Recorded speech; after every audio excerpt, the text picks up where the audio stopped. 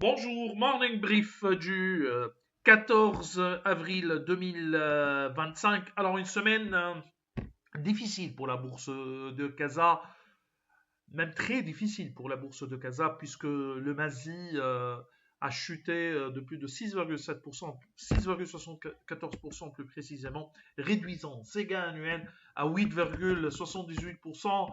Parmi notre univers marocain, on a seulement deux valeurs qui affichent une performance positive, à savoir Sanlam Maroc et Agdital Holding qui prend 2,40%, alors que les IRCSAL restent sur une note stable.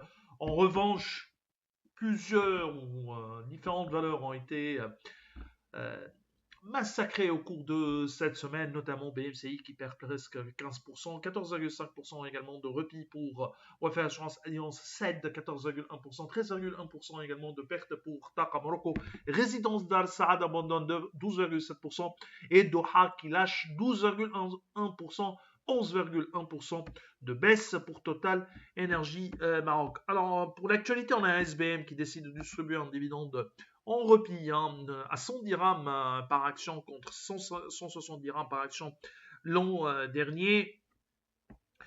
Bien sûr, la baisse du résultat explique cette décision du spécialiste des bières au Maroc, brasserie marocaine filiale du groupe Castel. Alors, on a également Maroc Télécom qui a annoncé un partenariat stratégique avec Zoho, entreprise technologique de renom à l'échelle internationale.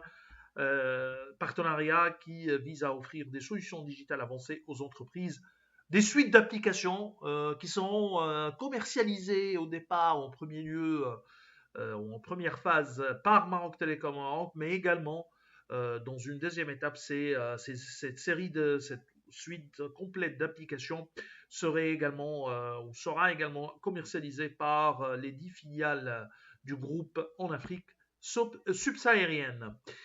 Alors, c'est tout ce qu'on a pour ce matin. Nous vous remercions pour votre attention. On vous donne rendez-vous pour demain matin. Au revoir demain.